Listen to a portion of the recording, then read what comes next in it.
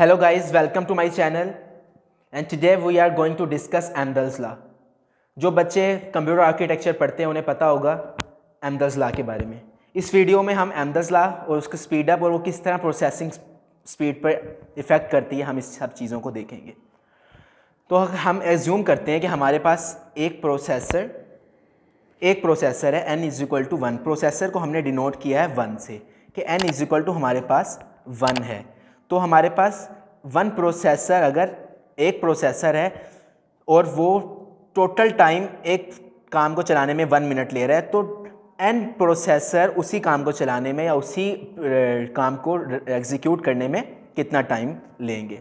अब फ़र्ज़ है n अगर हमारे पास एक प्रोसेसर था तो वो 1 मिनट ले रहा था। अगर एक प्रोसेसर था हमारा 1 मिनट ले रहा था। अगर हमारे पास दो प्रोसेसर हैं उसी काम को वो कितना लेंगे, तो 1/2, इसका फार्मूला होता है 1/2, जो कि आंसर है 0.5 कि अगर एक प्रोसेसर एक काम को चलाने में 1 मिनट ले रहा है तो उसी काम को दो प्रोसेसर 0.5। ये बेसिक मैथ है कि अगर ये सिंपल सी बात है, अगर एक प्रोसेसर 1 मिनट ले रहा है तो दो प्रोसेसर ऑब्वियसली 0.5 मिनट्स लेंगे। अगर हमारा प्रोसेसर बढ़ेंगे तो हमारा स्पीड अप भी बूस्ट करेगा, बढ़ेगा, इंक्रीज़ होगा। तो स्पीड अप का फार्मूला 1/0.5 जो हमारा टोटल प्रोसेसर या 2 प्रोसेसर्स का आंसर आया वो, और हमारा 1 प्रोसेसर और 2 multiple processor. 1 processor divide by multiple processor divide is equal to 2। 1 divide by 0.5 2 means to say कि अगर हमारे पास एक प्रोसेसर था वो एक काम को चलाने में 1 मिनट ले रहा था, वही प्रोसेसर जब हमने 2 प्रोसेसर कर दिए उसी काम को चलाने में उसने 0.5 मिनट लिए और हमारा स्पीड अप 2 हो गई। पहले स्पीड अप पहले से ज़्यादा इंक्रीज़ हुई है। तो इसी तरह, और हमारी speed up should be linear, मतलब हमारी स्पीड अप लीनियर होनी चाहिए। लीनियर क्यों होनी चाहिए? कि हमारे प्रोसेसर जैसे जैसे इंक्रीज़ करें हमारी स्पीड अप भी, हमारा जो स्पीड अप होती है वो भी इंक्रीज़ करनी चाहिए। तो इसे कहते हैं स्पीड अप किस तरह इंक्रीज़ होती है कि हमारी जो स्पीड अप का जो होता है फार्मूला वो लीनियर होता है कि अगर हमारे प्रोसेसर्स इंक्रीज़ करते हैं तो हमारी स्पीड अप भी खुद ब खुद इंक्रीज़ करती है, और जो हमारा प्रोसेसिंग टाइम है वो डिक्रीज़ करता है। जैसे हमारे 2 प्रोसेसर लगाए, टाइम 0.5 हो गया और हमारा स्पीड अप 2 हो गई है। अगर हम इसका ग्राफ बनाएं, एक्स एक्सिस पे हमने नंबर ऑफ़ प्रोसेसर्स रखे और वाई एक्सिस पे हमने स्पीड अप रखी। तो नंबर ऑफ़ प्रोसेसर्स जैसे जैसे इंक्रीज़ कर रहे थे स्पीड अप वैसे वैसे इंक्रीज़ कर रही थी। इसे कहते हैं लीनियर। मगर एम्दल्स लॉ कुछ और कहते हैं। एम्दल्स लॉ अगर हम रियल टाइम में देखें तो वो कहता है कि सिर्फ और सिर्फ प्रोसेसर ही नहीं होते जो आपके टोटल टाइम पर या स्पीड अप पर इफ़ेक्ट करते हैं, बल्कि इसमें कुछ और फैक्टर्स भी होते हैं, लाइक सीरियल, पैरेलल, और साथ साथ n denoted by processor denoted by n के प्रोसेसर्स भी होते हैं। आप जैसे जैसे प्रोसेसर बढ़ाएंगे आपकी स्पीड इंक्रीज़ तो होगी, मगर उसके साथ साथ कुछ सीरियल का पार्ट और पैरेलल का पार्ट भी उस पर इफ़ेक्ट करता है आपके प्रोसेसिंग स्पीड पर। तो सीरियल में क्या क्या आता है? सीरियल में आपकी लिस्ट आ जाती है, आपकी एरेज आ जाती हैं, और पैरेलल में ग्राफ्स एंड ट्रीज आ जाते हैं। ये भी मतलब एम्दल्स लॉ कहता है कि ये चीज़ें भी आपके जो प्रोसेसिंग स्पीड पे और स्पीड अप पे इंक्रीज़ करने में आपकी हेल्पफुल होती हैं।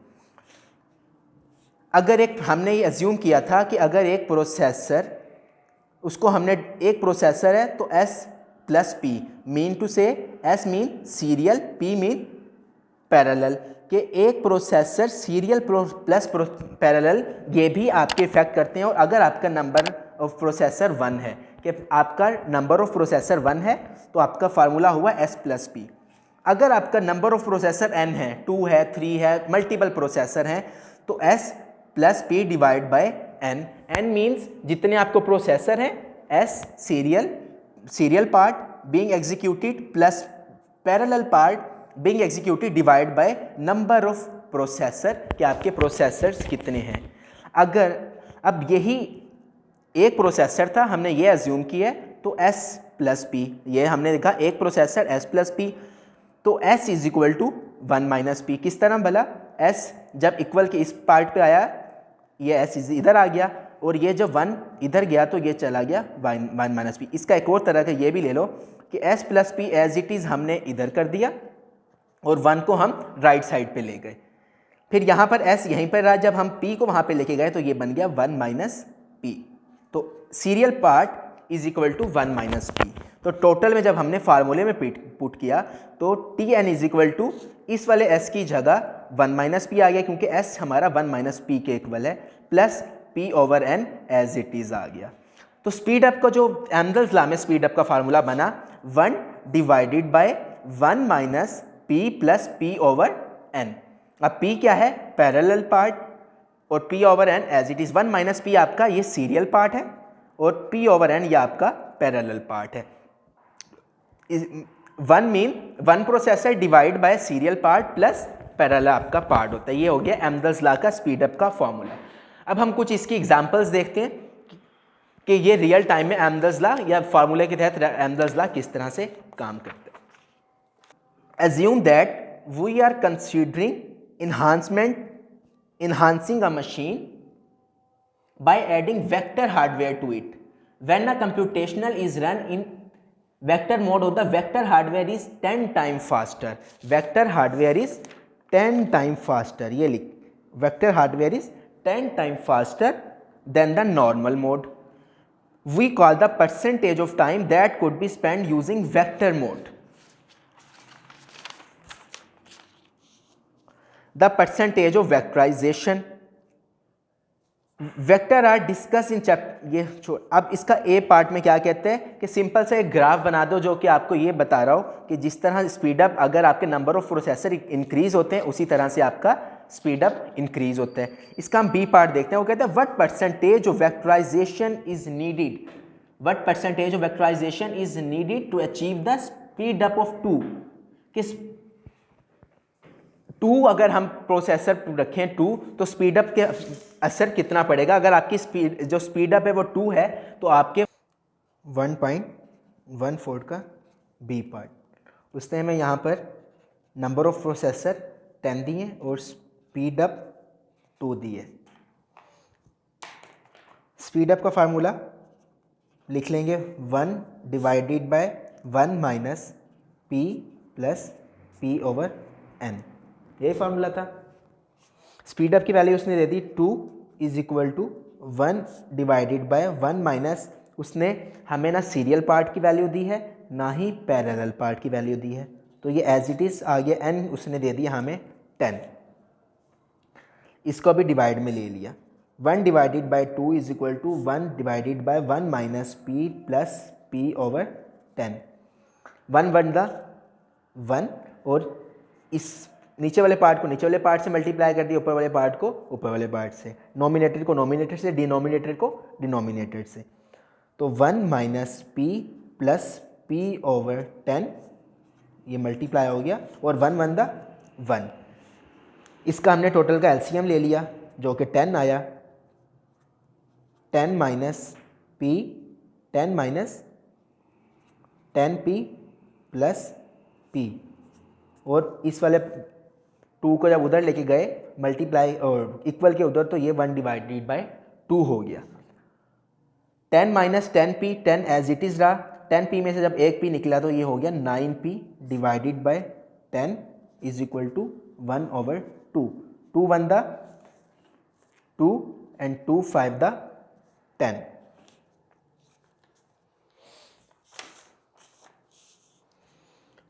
Ten minus 9p is equal to ये यहाँ पर आ गया 5 यहाँ पर चला गया। उसके बाद माइनस 9p इधर रह गया। 5 जब 10 को उधर ले गए तो माइनस 10 हो गया। Minus 9p is equal to minus का 5, माइनस माइनस से क्या, p is equal to 5 divided by 9, तो p का आंसर आ गया 0.56, क्योंकि हमने इसका आंसर परसेंटेज में लेना था। जब इसको मल्टीप्लाई किया 100 से तो p इज इक्वल टू 56, ये हमारा आंसर परसेंट। ये था हमारा 1.14 का बी पार्ट। अब हम इसका देखते हैं सी पार्ट। सी पार्ट कहता है what percentage of the computation run time is spend on one computation, या what percentage of the computation run time is spend in vector mode if speed up of 2 is achieve, जब हमारा speed of 2 is achieve हो गया, मतलब B part का answer हमें achieve हो गया, तो अब क्या कंप्यूटेशनल रन क्या आंसर देगा, तो वही हमारा 1.14 का सी पार्ट। तो इसका जो फार्मूला हुआ वही वाला 1.14 का सी पार्ट, उसने हमें स्पीड अप को simple formula, speed up is equal to execution old divided by execution new. Speed up हमें उसने 2 दी थी, एग्जीक्यूशन ओल्ड हमें नहीं पता, और एग्जीक्यूशन न्यू हमारे पास क्या निकला 0.56 डिवाइडेड बाय 10। एग्जीक्यूशन ओल्ड इस साइड पे आया, इक्वल के इस साइड पे 2 multiply by 0.56 divided by 10। 2 multiply by 0.56 is equal to 1.12 divided by 10 is equal to 0.11। इसको चूंकि हमने परसेंटेज में निकालना था, तो 0.11 को जब हमने मल्टीप्लाई किया 100 से, तो इज इक्वल टू 11%। ये आ गया हमारा एग्जीक्यूशन ओल्ड, ये हमारा आंसर है। ये था हमारा सी पार्ट, 1.14 का सी पार्ट, 14 का डी पार्ट।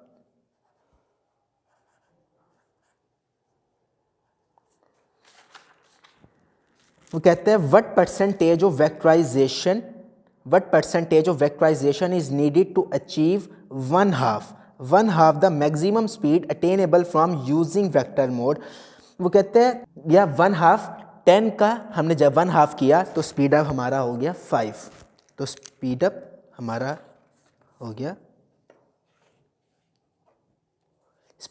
हो गया 5, speed up is equal to 5 हो गया।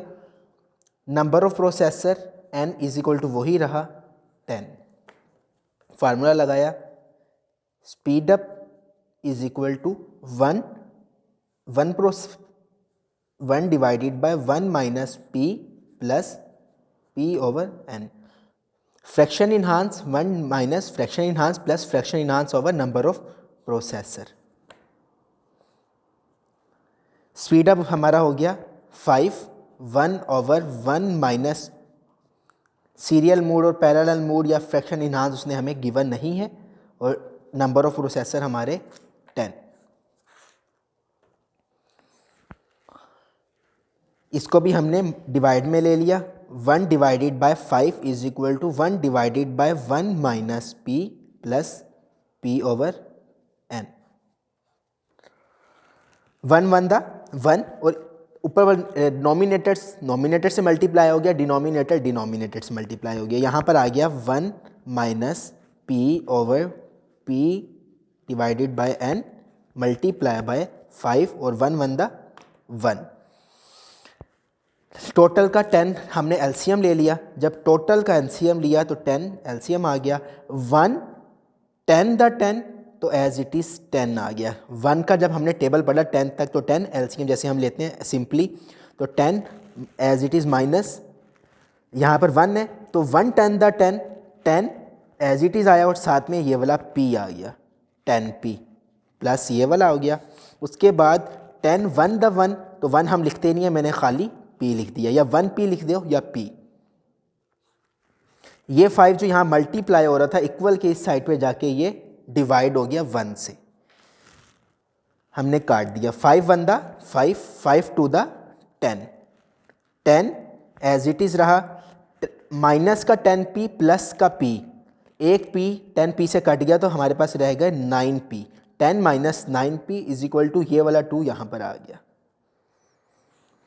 Minus 9p is equal to 2, equal के जब 10 इधर गया तो ये जाके यहाँ पे हो गया माइनस 2 माइनस 10, तो ये हमारा आंसर आ गया माइनस का 8 माइनस 9p। माइनस से कैंसिल आउट हो गया, तो p is equal to 8 divided by 9, तो हमारा आंसर आया P इज इक्वल टू 0.89।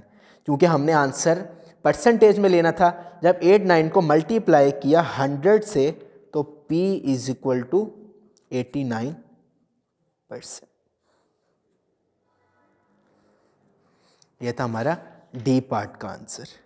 अब हमारा लास्ट पार्ट देखते हैं, ई पार्ट। ई पार्ट में वो कहता है suppose you have measured the percentage vectorisation program to be 70%। हमें उसने यहाँ पर वेक्टराइजेशन की परसेंटेज दे दी 70% दे दी 70%। The hardware design group estimated it can speed up the vector hardware even more with significant additional investment. You wonder whether the compiler crew could increase the percentage of vectorization instead. What percentage of vectorization? Percentage इधर भी उसने percentage पूछी है. What percentage of vectorization would the compiler team need to achieve in order to equal an addition 2x speed? Speed up मतलब जो हमें speed up उसने कहा आप पहले मेजर करो किससे 70% पी लेके उसको, या फ्रैक्शन इन्हांस उसने हमें 70% दिया, इसको लेके पहले स्पीड अप निकालने के बाद उसको मल्टीप्लाई कर दो 2 से, उसके बाद उसका जो आंसर किस में आंसर देखो परसेंटेज ऑफ वेक्टराइजेशन फाइंड आउट कर दो। सिंपल हमने फार्मूला लगाया, पहले यहाँ पर क्वेश्चन नंबर दे दिया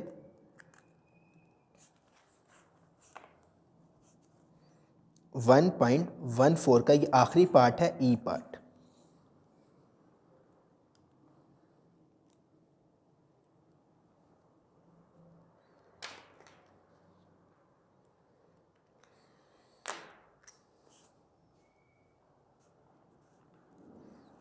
यहाँ पर उसने हमें फ्रैक्शन इन्हांस पी उसने दिया 70%। परसेंट को जब हमने ख़त्म किया P is equal to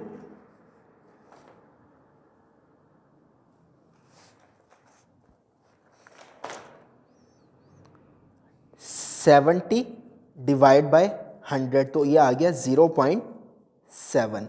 P हमारे पास आ गया 0.7। सिंपल स्पीडअप का हमने फार्मूला लगाया।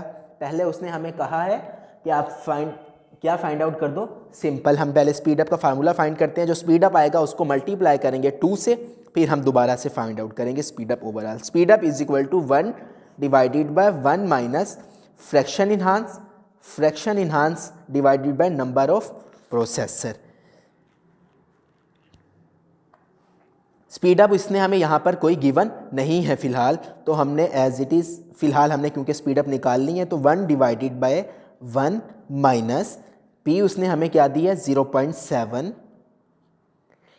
प्लस 0.7 डिवाइडेड बाय, यहाँ पर जो हमें नंबर ऑफ प्रोसेसर कितने दिए थे उसने 10। सबसे एंड में उसने कहा था इनिशियल 10x कि नंबर ऑफ प्रोसेसर आपके कितने हैं 10, तो नंबर ऑफ प्रोसेसर यहाँ पर लिख लिए 10। इसको हमने इसी तरह फाइंड आउट किया 1। ये हमारे पास जो स्पीड अप का आंसर आया वो आया 2.7।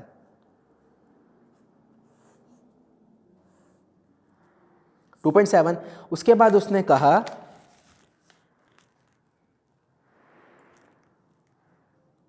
कि स्पीड अप को आप 2x से मल्टीप्लाई कर दो, तो हमने speed up is equal to speed up multiply by 2 कर दिया।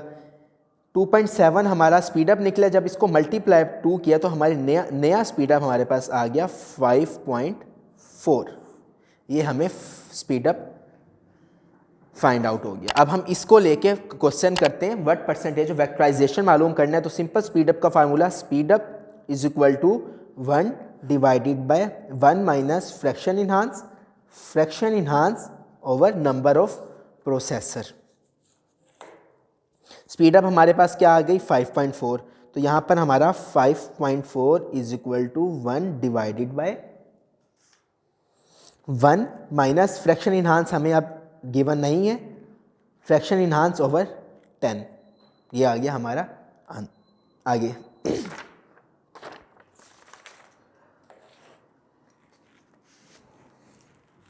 वही वाला काम 1 इसको भी डिवाइड में ले लिया, 1 divided by 5.4 is equal to 1 divided by 1 minus P plus P over N, sorry P over 10। 1 1 द 1, डिनोमिनेटर से मल्टीप्लाई हो गया, नॉमिनेटर से, तो 1 minus P plus P over 10 multiply by 5/4 is equal to 1। 5.4 यहाँ पर चला गया, टोटल का हमने वही काम किया, एलसीएम ले लिया, LCM 10 minus 10p plus p is equal to 1 divided by 5/4। 10 divided by 5/4 ये आ गया 10 minus 9p over 10 is equal to 1 divided by 5.4।